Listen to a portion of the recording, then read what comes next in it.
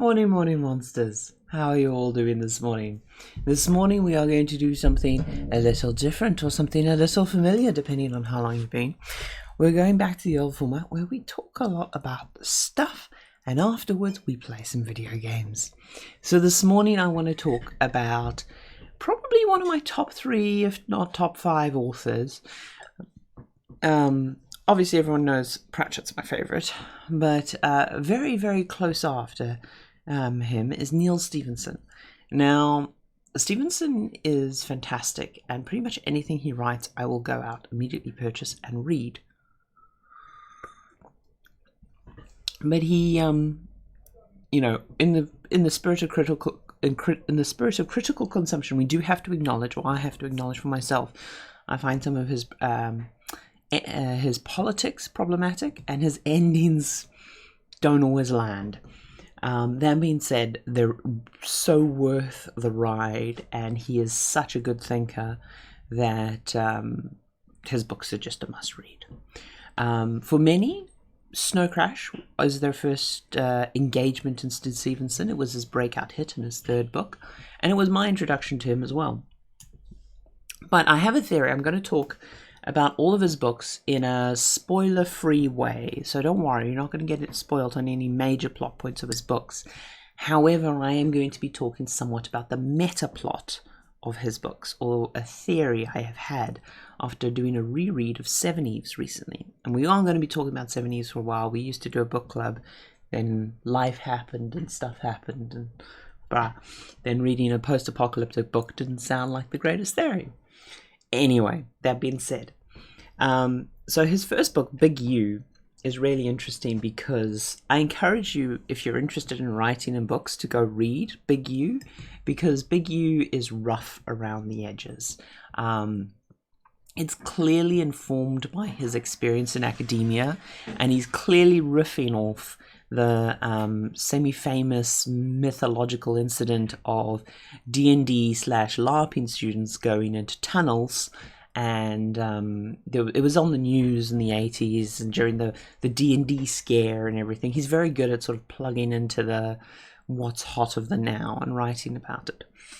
But it's basically, the Big U at its core is a book about its characters losing touch with reality. And multiple realities taking place, right? Obviously in the somewhat familiar framework of D&D or LARPing, but that's really his first foray into that. Then what I think is one of his most peculiar books, which I really enjoyed, but the only one that doesn't fit this theory for me at the moment, and that is Zodiac. Zodiac is a bioactivism book about a character who used to be part of Greenpeace and now works for he doesn't work for the EPA, he works for like one of the consulting bodies or whatever. And it's about pollution, basically. If you remember the 90s, there was a lot of talk about pollution. There was a lot of talk about polluting the oceans. There was a lot of activism around that, and he ties into that, and he ties somewhat into drug culture. And there is definitely some parts of it which he plays around with losing touch with reality. But largely speaking, it is a book about bioterrorism and bioactivism. Somewhat interesting. But then his breakout hit, Snow Crash. Now, Snow Crash is the book that starts a trend for him where he speaks to some very, very smart people. He probably was doing this before, but he spoke to some very, very smart people who are at the cutting edge. And he does a very good job, given his background, of interpreting these quite complicated ideas, especially IT or philosophy style ideas, into his narratives in a very digestible way. Snow Crash is set in, I'll say, the near future. At this point, it could be the past, but it's the near future. It's a near future where VR and alternate realities become a thing. And Snow Crash is really famous for being one of the seminal works on virtual reality and particularly the metaverse. A lot of people give it a lot of credit for establishing a lot of metaverse concepts, where Gibson is probably the father of the internet in many ways, where Gibson's writing established a lot of the ideas and the long foresight of what the internet could be, and it became a self-fulfilling prophecy because geeks read Gibson and then worked Gibson's theories into their work. Stephenson has become that for VR and for metaverse, and if you speak to a lot of VR people, his book is right up in the fore of books that they talk about. It's a very important book, but at its core, it's a book about two worlds. It's a book about the real world and the virtual world, but it's also a book about magic in the weirdest kind of way, and mindscapes, and what is reality, and where do you draw with these kind of things. And this is where it starts to get a bit tricky. Again, I don't want to spoil any of the particular books because I think they're all worth a read, and I don't think we need to spoil any of the books to talk about this theory. But yeah, it's really interesting to me how Snow Crash survives rereads. Even now, post the sort of VR revolution, the third wave VR or whatever we're calling it at this point, a lot of his theories hold up. A lot of his ideas really hold up. And as someone who is passionate about the metaverse, and we will speak about the metaverse another time, I think a lot of the defining principles he lays down are really solid for a metaverse concept. That being said, it's a split reality. Now, I'm not going to go through every single book, but I'm going to hit some of the key ones. Obviously, the Baroque cycle is his historical fiction. That's not quite our history. It's an alternate history. Authors usually do this, it's our history, but it's not quite our history, really to give them some room, to fit the narrative in, because trying to fit a narrative directly to historical events can be difficult. And so they invent fictional characters and stuff there just to help the narrative along. I don't think it's part of conspiracy or like a weirdness theory or multiverse theory to do that. However, I think Stephenson has started doing that, or has at some point in his book started doing that.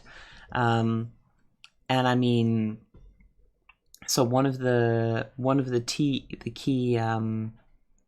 takeaways is there is a character, and I'm not going to say a character's name because I'm trying to avoid spoilers, but there is a character who runs throughout the Baroque cycle and appears in some of his other books that sort of establishes this theory. There's this shared character through a lot of the books that hint and nudge towards this. So the Baroque cycle is very interesting. The Baroque cycle, I think, goes into some of the more religious sides of this theory. And this is where I get a little bit uncomfortable because I study philosophy. I get really uncomfortable with what this essentially is, which is material dualism, which is universes that, or matter that exists in more than one state that doesn't provably interact with each other, because the moment it's provable, then it's just determinism by another name, and it's just monoism by another name. But it has a non-predictable reaction between the two. I'm very carefully skirting around it and not going too deep into the pool on that, because we could go pretty deep on that. But I'm by nature and by study a monoist, for reasons I won't go into. But yeah, so that's where we start to get tricksome. Baroque cycle, interesting. However, I feel like the books that really cinch it for me are Cryptonomicon, Anathem, Seven Eves, and then what I'll call the Dodge books. So starting with Cryptonomicon. So Cryptonomicon, again, has this common character appear in.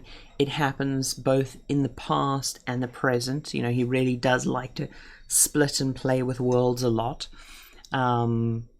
And while it is happening in the past and the present, because it's part of it, so Cryptonomicon is about encryption, World War II, it's about things like the Enigma machine and developments around that. But then also Cryptonomicon was written at a time where cryptocurrency was a concept, but Bitcoin hadn't really happened yet. There was a lot of thinking about how the internet would really play out.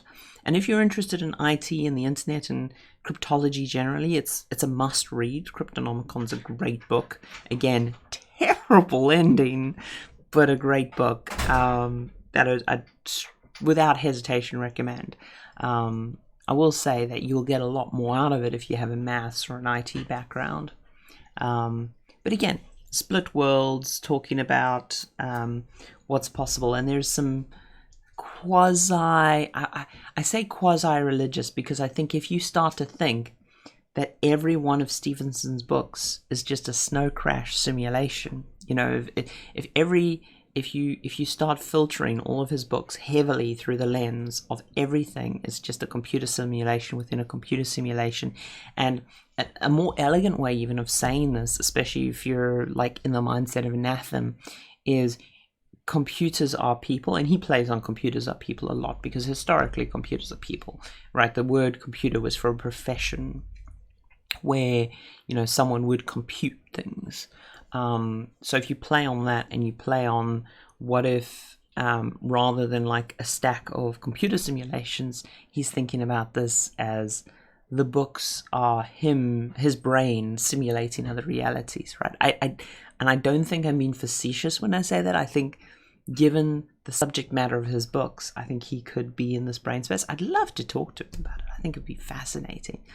But yeah, so simulations, right? So let's imagine that I'm a software engineer or I'm just an alternative history thinker and I'm rethinking about how World War II could have happened, and I'm playing the what if game, right? Where I'm tweaking variables, whatever. That's just me running lots of simulations of World War II, right?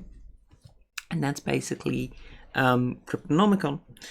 And then when you get into Anathema, which is probably my favorite book of his, it's a chunky read. But as someone who's into philosophy, it is fascinating. And as someone who, as a teenager, struggled really hard when I was learning, well, teenager and young adult, when I was learning a lot of physics concepts and grappling with a lot of concepts that physics and philosophy students do, which is you start to talk about inertia, you start to talk about heat death and cold death of the universe, and you start to talk about these really heady topics, which can get quite depressing, you know, they can really get you down. And I feel Anathema is the perfect solution to that. The ideas he presents in Anathema, which I have since read about in other places, really place the importance back on the individual in a way that's really interesting. But Anathema, in of itself, again, trying to avoid too many spoilers, is a book about alternate realities. It is a book about the stack of realities. Now,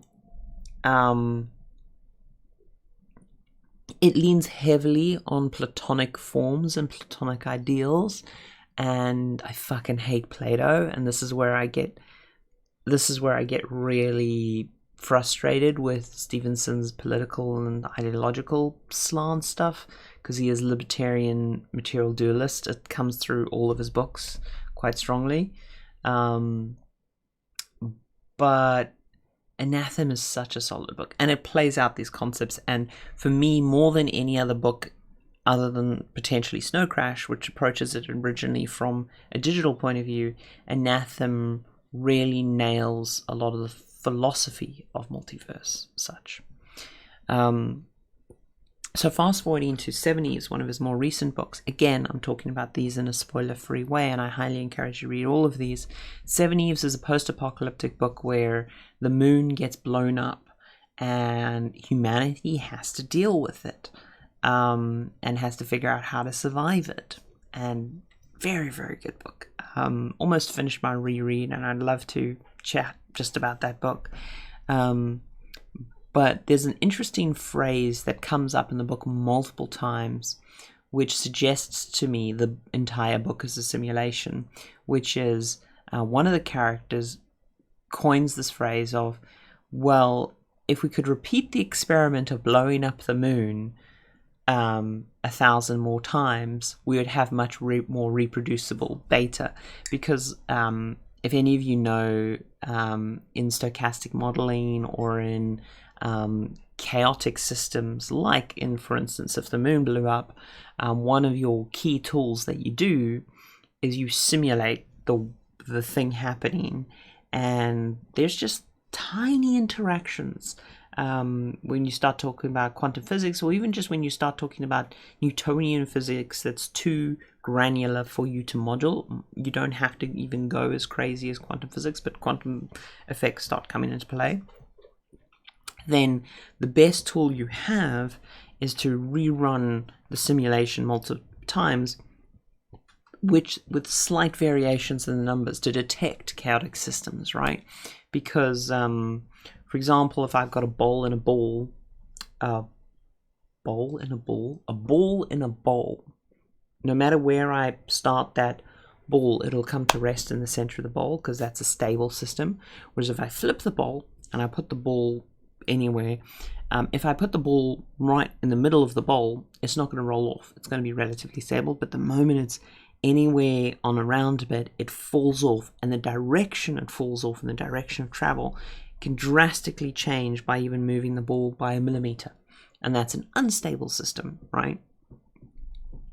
So if you want to repeat the experiment of blowing up the moon, that would be the best way to do it. And obviously in the book they do it with computer simulations and stuff, but they talk about, you know, what if we could run the simulation again, kind of thing. And in my brain it's like, well, what if they're in a computer model of breaking up the moon, right? What if they're in a thought experiment of breaking up the moon, and how does humanity survive that? I find that a really interesting concept of what if the whole of Seven Eves is just what it is to us, the reader, which is, for us, it is a verbiage assembly that allows our brains to simulate that experiment and hypothesize about what would happen in this scenario, admittedly through the lens of the author, much like if you're running a computer simulation, you're running it through the lens of the author of the computer simulation, because you encode bias into those. But anyway, it's simulation theory, right? And the real sort of confirmation for me of this, and the thing that really drives it home, is some of his cheesier but some of my favorite recent writes of his. They're the books of his that I've probably consumed the fastest, and that was Ream D and Dodge Falls into Hell. So these are the Dodge books I was referring to earlier. Ream D is really interesting because normally Stephenson's really far ahead of the curve, and I think with Ream D he was relatively far ahead of the curve from the average person, or even the average person in computer science. But as someone who had been working in MMOs and someone who'd been working in microtransactions and stuff, maybe I was just too much of an expert there, and so his stuff felt a bit behind the curve when it came out.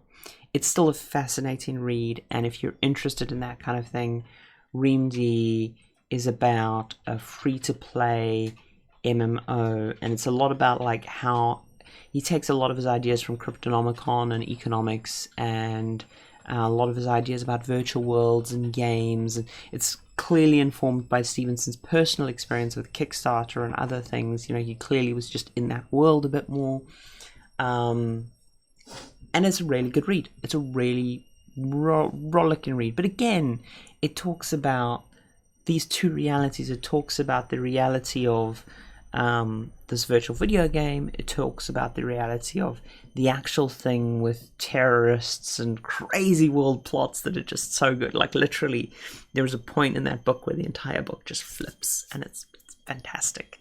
And I'm glowing like this angelic sun at the moment, because the sun has decided to make me glow. But yes, Ream D again deals with multiple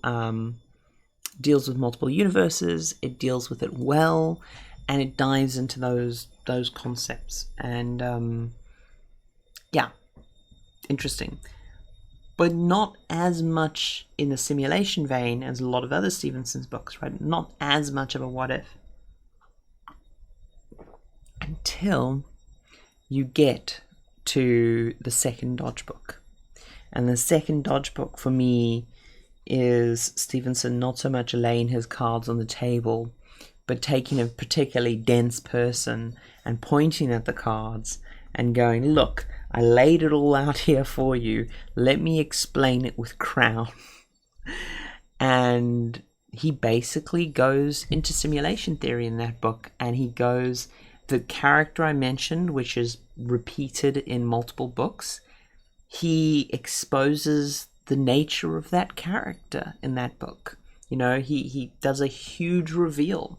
Now, a lot of fans had somewhat already worked it out, which is kind of why I feel like it's him laying his cards on the table and writing in Crown. But the book essentially is about death, and it's about can you simulate the human brain, and can you do simulation theory, and what is it like to establish a new reality, you know? And again, I would drastically recommend it. It's such a good book, but it does really drive into this theory of the multiverse and simulation and all that kind of stuff. And that is, I think, the core tenet of Stephenson's work. And I just wanted to share that all with you. And now that I've shared that all with you, we are going to nip in... Oh, my controller's died. Now that I've shared that with you, we are going to nip into dreams. We're going to play some dreams, and we're just going to natter. So for those of you who joined us on YouTube, this is a show that's live 8:30 every morning. Come join us in the mornings. But for now, I'll say goodbye to you.